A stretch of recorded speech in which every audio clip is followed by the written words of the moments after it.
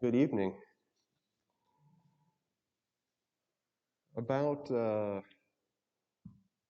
maybe a month ago or 6 weeks ago, I gave an invitation here, um, and that invitation was probably the short form of this evening's sermon. So some of this might sound a little bit familiar, but um, someone in education, told me that when you're going to teach people, first tell them what you're going to tell them, and then tell them, and then tell them what you told them. So you can think of our 6 weeks ago as me telling you what I'm going to tell you, and now I'll tell you again. um, so if we look in this room here of, I don't know, 30, 40 people, I think it's kind of typical for the Bay Area. We have people from all different places, different ethnicities. We have people of different ages. We have people with no kids, with young kids, with grown kids, with kids who've moved out. Um, we have people with different types of careers. People just in all sorts of different places of life. Um, and that's kind of how the Bay Area is. You can go into I don't know, a busy Starbucks and find a whole room full of people that could be a similar mix. Um, but I think there's something fundamentally different about us 35 people here and 35 people out at a restaurant somewhere.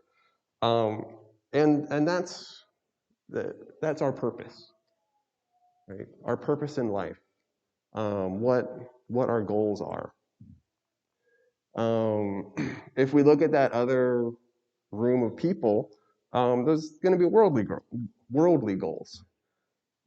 People might be very entrepreneurial, working on building up their business. That can be their passion, their desire, their focus. They want to make the next big thing, something that's going to change society, change the world. Um, be make a big name. You find people here that are very focused on their family. That could be spending time with the older generation. That's also people spending time with the younger generation, um, raising kids and instilling their values in them. Right? You find people here that are just looking for fun, entertainment, another thrill, something exciting. And then there's people who they're just going. They don't really have a goal or a direction. They're kind of lost, but just day by day they're going by. Um, and you know, some of us might share some of these goals. Um, but for us, a lot of these goals are kind of second place, right? We have one goal, right? We all have one goal of heaven. And this is our number one goal. It's like our kind of guiding light, right? This is what we make all of our decisions by, whether they're big decisions or little decisions. Um, our goal of heaven is kind of what shapes everything else that we do. um, and of course, us having this common goal that's not going to make us all um, cookie cutter copies of each other. Because just like with any goal, right, it takes work to reach it, right? Step by step, day by day, you keep working at it, and eventually you get there. But what is that work that we do, right? Um, we could ask, 10 people here, and we could probably get, 10 answers about what is our work to get us to heaven. Um, right? Some people might talk about Matthew 28, and the Great Commission, right? Go therefore and make disciples of all nations, baptizing them in the name of the Father and the Son and the Holy Spirit, and teaching them to observe all the commandments. Right? Someone might talk about in 1 John how we need to be walking in the light. You know, every day that's what we do. Um, love your brother as yourself. Um, the fruit of the Spirit. These are the qualities in our life that we need to be working on. We can talk about the Sermon on the Mount, how we need to have the right attitudes inside us to drive our actions and not have actions alone or have actions for the wrong reason, right? But my point is that there's a whole variety of things that we can all call like the work that we do every day. Um, and some of these will overlap with each other. But on the other hand, also, like we just read in the scripture reading, right? Um, we are described as members of one body, right? And that we're described as all members or all different members of the same body, right? And as different members, we work together, but we work together in different ways towards that common goal, right? And it's that work of each member that is going to get the work of each member coming together is what gets the body in motion, right, towards the goal. The head directs the body. The eye sees where we're going. The feet are going to hold us up, and the muscles will keep us moving, right? And when every part is working in coordination, um, then the whole body is going to be able to function correctly and work towards our final goal. Um, let's read that scripture again in 1 Corinthians. For the body does not consist of one member, but of many.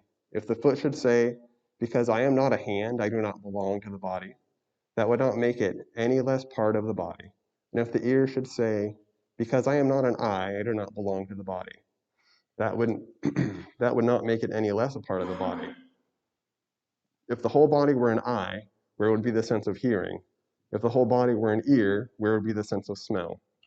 But as it is, God arranged the members in the body, each one of them as He chose. Right? So here he writes how important it is that we are all different members, right? Because if we were the same member, we wouldn't be a functional body. And again, I think verse 18 is very important for us to remember, right? But as it is, God arranged the members in the body, each one of them as He chose, right? So we can't forget who's in charge, right? This is not man's design. It's not the design that we came up with at Santa Clara or that the elders came up with. This is God's design for the church. It is God that designed this so that we are each an integral part of the body. Right? We're not. There's no piece that's extra. There's no appendix that doesn't really have a purpose. We all have a role to play. Right? We all have a role to play working with the other members. Um, in Romans 12, it says, "Rejoice with those who rejoice and weep with those who weep." Right? I mean that certainly applies to us. Um, if we go back to the early church, we can see this has always been true.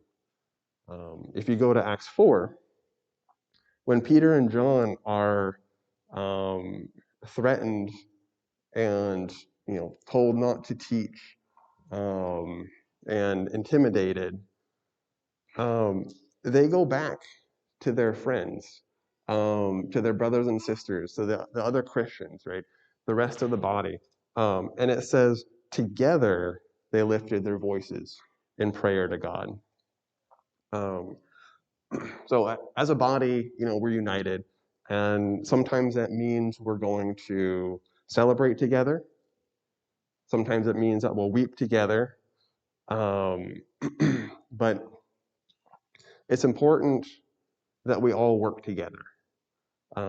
Because just like in the human body, when one member is not doing its job, or when one member is doing the wrong job, it can seriously affect the rest of the body, right? If we look at the Old Testament, the Old Testament is full of examples for everything. Um, in the Old Testament, in Joshua, chapter 7. So here in Joshua 7, Israel has entered the land. They're following the direction of God. They're trusting in their leader, Joshua. They've walked around Jericho as they were instructed. The walls fell down. They had this miraculous victory over a city that they didn't have any way of defeating on their own. And they're excited. They're ready to take the land. And in Joshua 7, starting in verse 3, now they're going to continue on and move to the next city. And it reads, "And they returned to Joshua and said to him, 'Do not have all the people go up, but let about 2,000 or 3,000 men go up and attack Ai. Do not make the whole people toil up there, for they are few.' So about 3,000 men went up from the people, and they fled before the men of Ai. And the men of Ai killed about 36 of their men, and chased them before the gate as far as Shebarim, and struck them at the descent. And the hearts of the people melted and became as water." So after an amazing victory against Jericho, they're suddenly defeated at this small town of Ai. They take casualties. Some of their men are killed. And again, remember what it says at the end here. The hearts of the people melted. And what happened? Right? If you remember the history here, they asked God, and then God said that the people had sinned. So they went tribe by tribe and by clan and by family, and then finally it all came down to Achan. Achan had taken what he was not supposed to, and his actions, cost the lives of these 36 men, and his actions destroyed the courage and the confidence and all the momentum that whole nation had. Right? That nation was united, working towards their common goal. Right? Their common goal was taking the land that had been promised all the way back to their forefather Abraham. Right? God had told them that it was time, and they were working together on that goal. And again, it was the actions of just one that disrupted the work of the entire nation. So again, we have our common goal of heaven, right? And we work towards it as one body. We need to work towards it as a united body, with each member doing their own part to make it function as it needs to. But how how are we supposed to do this? Um, if we remember the work that we said that we had,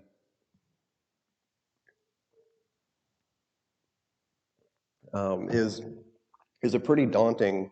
It's a bunch of daunting tasks, right? We talked about making disciples of all nations and loving our brothers as ourselves and loving our enemies and praying for those who persecute you.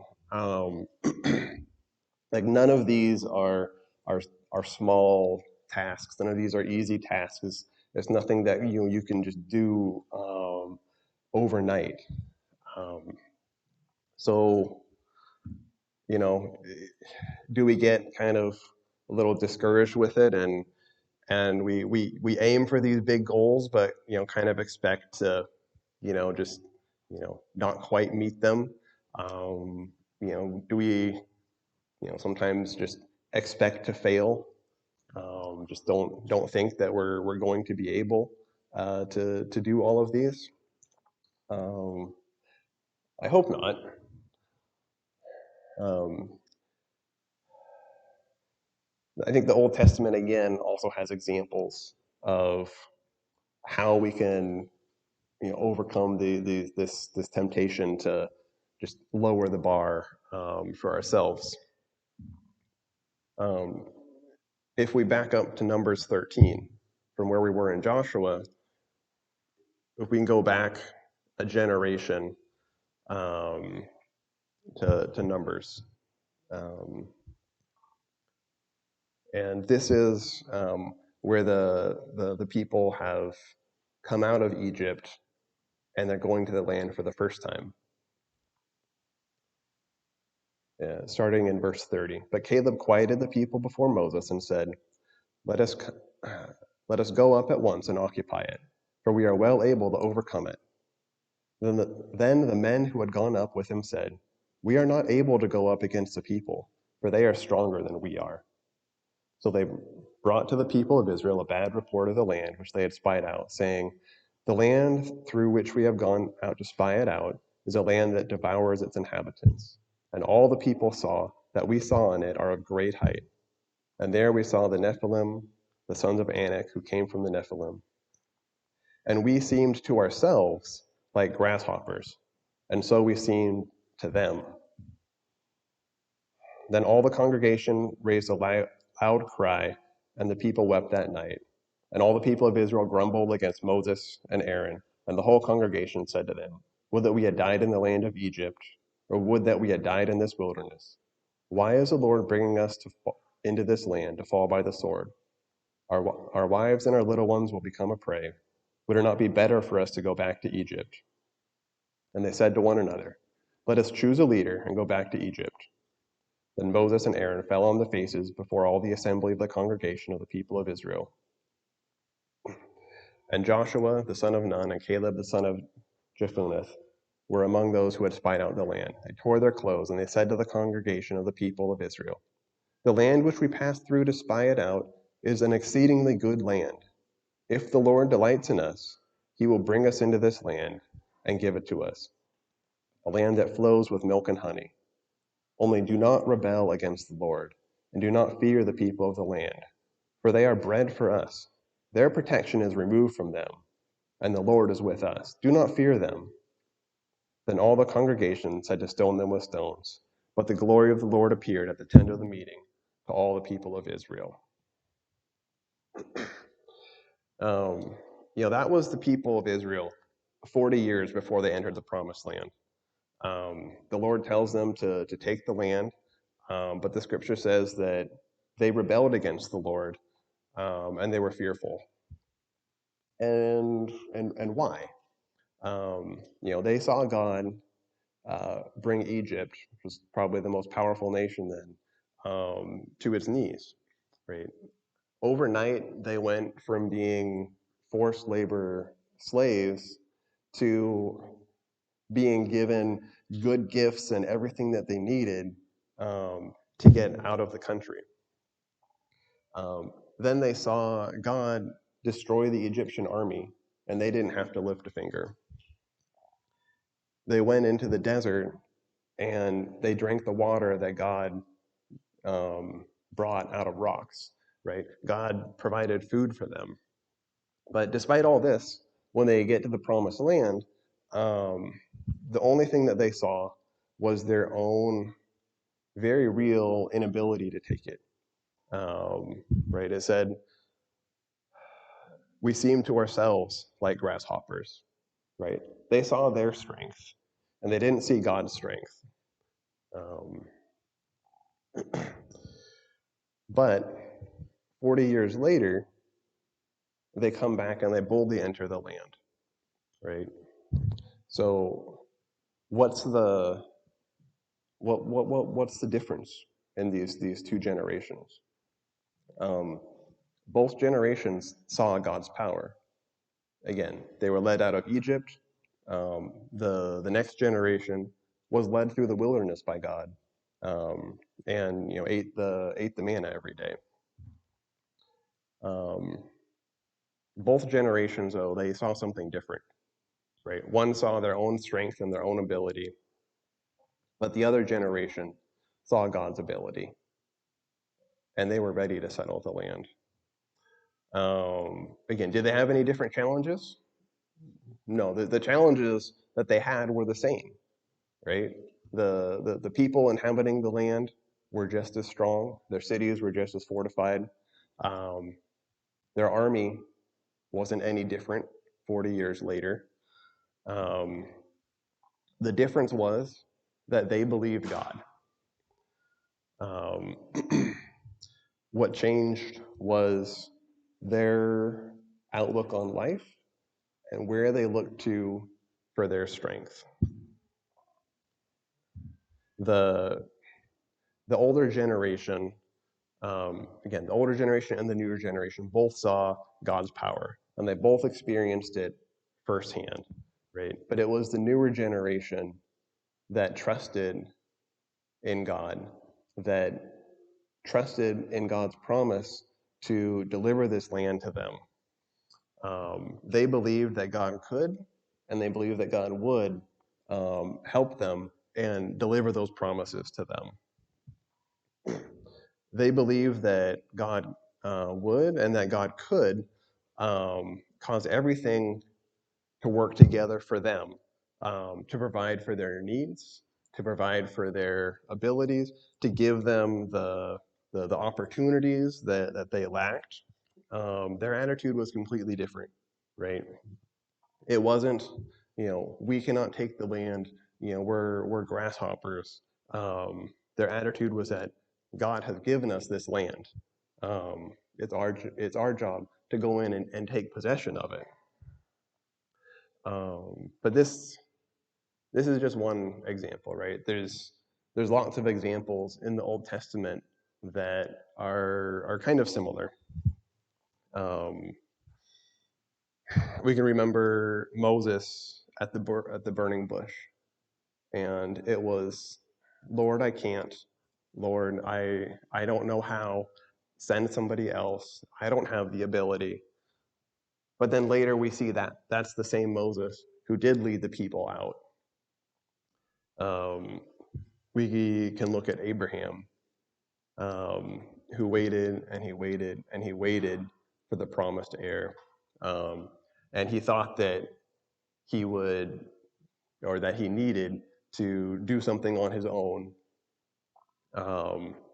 But that wasn't God's plan. And eventually God did deliver on his plan. And he's blessed with Isaac in his old age. But then after the boy is grown, he is asked to take him up the mountain and sacrifice him, right? Now he could not have understood what was happening. He couldn't understand why God was asking him to do something like that. But he trusted in God, and he had confidence in God that God was going to honor the promise that God had made to him, even though he couldn't understand how or why this would actually work out, sacrificing Isaac. And I think God has has always asked people to do difficult things, impossible things, things that we don't really have any hope at all of doing on our own. Um, Things that like just don't make sense to us, whether it's the how or the why. But he does enable us to do these things, and he enables us to bear through them, um, because he works with us, and he'll take up the part that we can't do. Um, that doesn't mean the little bit that's left for us is going to be easy, right? I mean, even what he leaves for us to do, is still enough to stretch us to the end of our abilities, right? But we have to trust that God can and that God will, deliver us. And I think that God works with us like that um, for very good reasons. If we look at 2 Corinthians, in chapter 12, starting in verse 7. So to keep me from becoming conceited because of the surpassing greatness of the revelations, a thorn was given to me in the flesh, a messenger of Satan to harass me, to keep me from becoming conceited. 3 times I pleaded with the Lord about this, that it should leave me. But he said to me, my grace is sufficient for you. My power is made perfect in weakness. Therefore, I will boast all the more gladly of my weakness, so that the power of Christ may rest upon me. For the sake of Christ, then, I am content with weakness, insults, hardship, persecutions, and calamities. For when I am weak, then I am strong. So there's a couple of things here. Um, right, Paul was given this problem to keep him from becoming conceited. Um, yeah. When we don't have any challenges, when everything goes perfectly, when everything is easy, um, that's when Satan is going to come, and he's going to be whispering in our ear, and he's going to be telling us that, like, you did that really well. You you really handled that situation. You're really wise. You're good with this. Oh, and we're going to start thinking about me and I, and this is what I did and my ability, and I got us through this. Um, and the more we think about me and me, the less we're going to be thinking about God. The the second thing in here is God's reply, um, and then Paul's response. So God's reply, when he asks for this to be removed, is he says that my power is made perfect in weakness.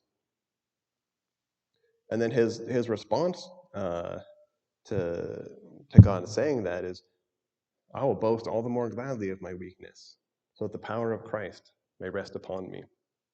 And he recognized the fact that God's power was going to fill in for his weakness. What he couldn't do himself, God was going to supply and take care of. So his weaknesses then became the opportunity, for God's power, to be displayed. That's why he says that he's going to boast in his weakness, right? Because it becomes an opportunity for, God's power, for the power of Christ, to be displayed. um, so again, for us to reach our goal, it takes us working together as one body. It takes all of us working together, united. It takes us trusting in God's promises, to us. It takes us being willing to let God supply in our weakness. And it also takes endurance. Because our goal is not a small goal, right? It's a lifelong journey. Um, It's full of hills and valleys and highs and lows and unexpected things, some for the good and some for the worse. But it takes endurance for us to keep walking day by day towards that goal. But even in that, God's going to supply for us. God is going to supply us with strength and give us that endurance to continue on. In Hebrews 12, therefore, since we are surrounded by so great a cloud of witnesses, let us also lay aside every weight and sin which clings so closely, and let us run with endurance the race that is set before us, looking to Jesus, the founder and perfecter of our faith, who for the joy that was set before him endured the cross, despising the shame, and is seated at the right hand of the throne of God. Consider him who endured from sinners such hostility against himself, so that you may not grow weary or faint-hearted. In your struggle against sin, you have not yet resisted to the point of shedding your blood. And have you forgotten the exhortation that addresses you as sons? My son, do not regard lightly the discipline of the Lord, nor be weary when reproved by him. For the Lord disciplines the one he loves, and chastises every son whom he receives. It is for discipline that you have to endure. God is treating you as sons. For what son is there whom the Father does not discipline? So this passage opens up with therefore. Therefore, that great cloud of witnesses is there to cheer us on, right? To motivate us, to encourage us, to be the example for us, right? These are the people of old who knew God's promises to them, and they kept the faith, and they waited for those promises to be fulfilled. This says that Jesus is also our example, who motivates us, who left heaven, who gave up that time there to live a life here, right? And not just any life. He led a life that was full of hardship and of suffering. And we see that now he's once again seated at the right hand of the throne of God. Remembering all of those who went on before us and endured to receive their reward. Remembering the extent to which Jesus sacrificed for us. This gives us motivation to endure, to live one more day for Jesus, to take another step towards our goal of heaven. And the other thing in this passage is the last half of it. It talks about discipline. And a lot of times, or maybe just because I'm a parent, but we think of discipline as punishment. This is not talking about God punishing us. Discipline is about teaching and training and focus. When we raise children, punishment is a tool in the toolbox that we use as part of discipline. But there's other tools as well, right? We use positive examples, we use praise, we use practice, and we use repetition. Right? The discipline is about teaching the child how to be an adult, how to mature, how to live life. We can look at another example. We can look at athletes, and oftentimes we look at athletes and we talk about their discipline, right? And there, we think of it as their willingness to get up at 5 o'clock in the morning to go to the pool or to go to the gym, and how they'll practice every day over and over again, how they'll push their bodies to the limit, and it's hard and it's uncomfortable, but it's worth it because they know that that's what it takes to get them to their goals. And that's what discipline is. In James, another passage that I think we're all familiar with, right? Count it all joy, my brothers, when you meet trials of various kinds, for you know that the testing of your faith produces steadfastness. And let steadfastness have its full effect, that you may be perfect and complete, lacking in nothing. If any of you lacks wisdom, let him ask God, who gives generously to all without reproach, and it will be given to him. Um, right now, these aren't necessarily words that you give to somebody when they're in the midst of a trial. Um, we're all members of one body, and when one member is hurting, we should work to support and lift up that member.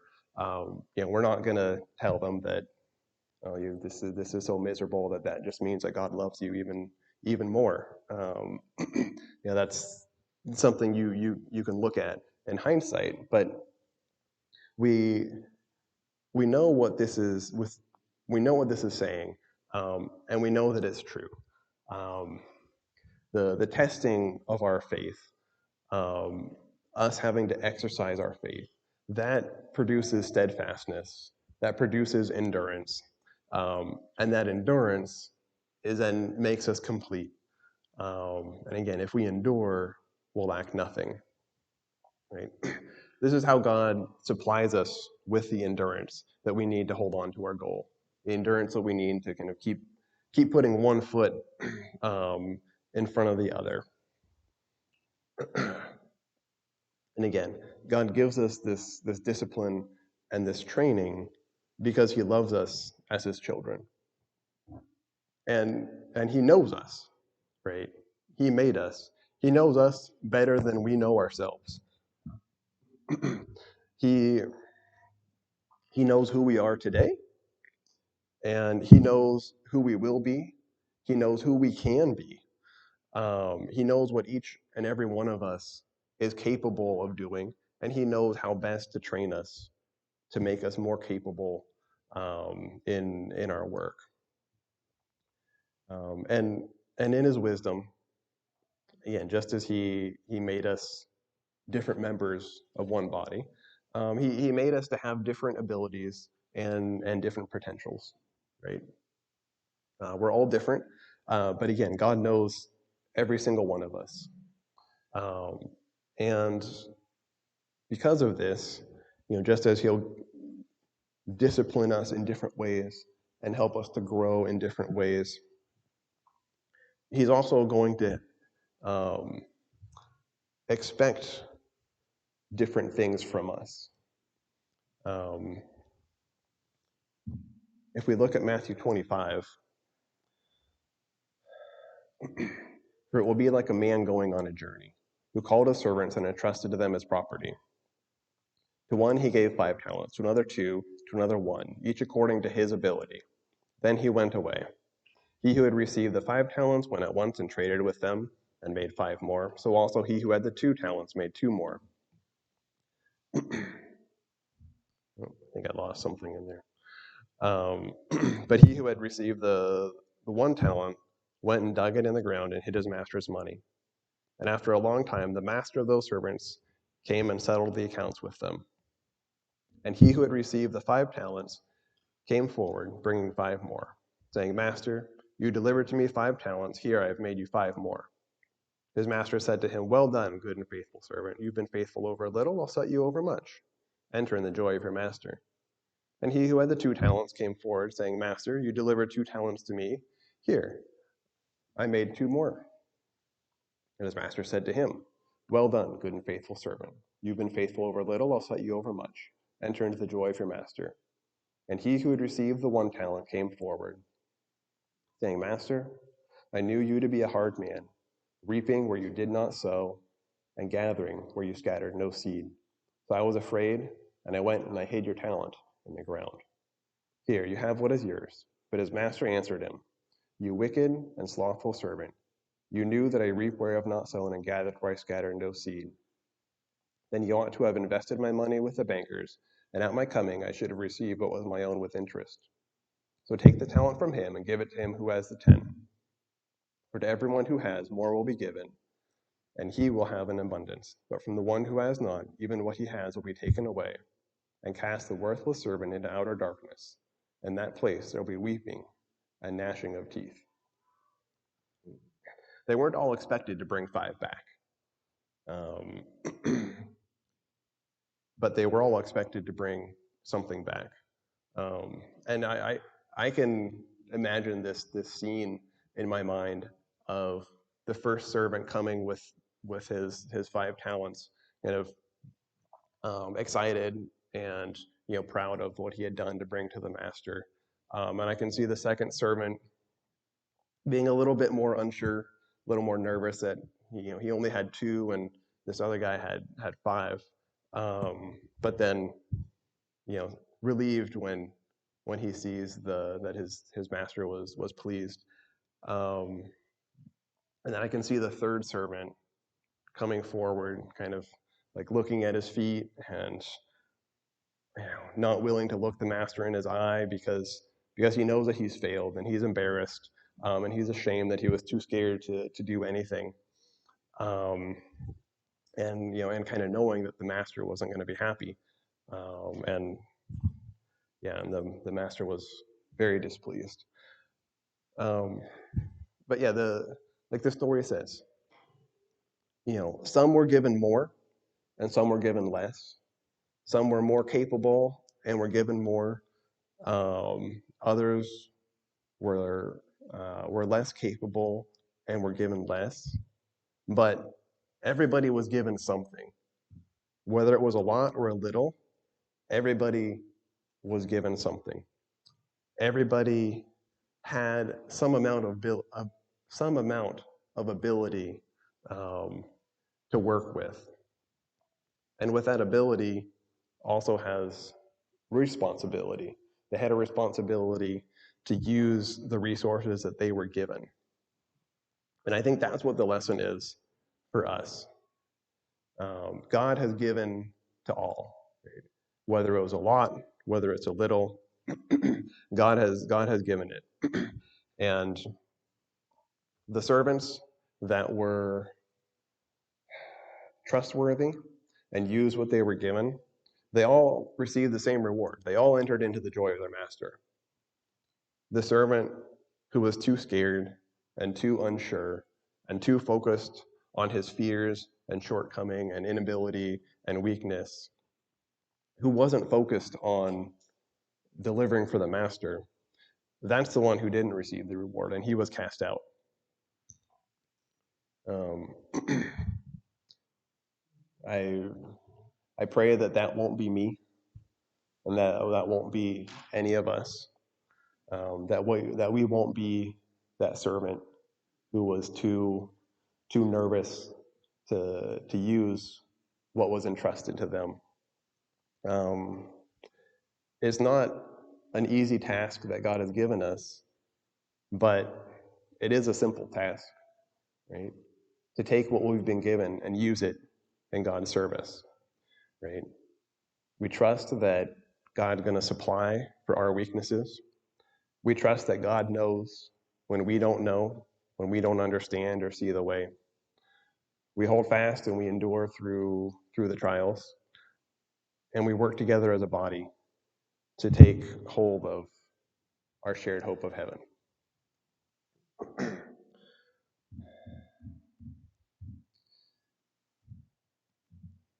That's my lesson to you this evening. I'd ask that if anybody is here and they're ready to start that walk with God, to take what God has given them and use it in his service, to believe in God and trust in the promises, then this is a time to come forward and let us know. Also, again, if you have a struggle in your walk, like we said, we're one body, and we'll rejoice together and we'll weep together. We'll support each other. So again, if there's a need that any of our members have, then let us know.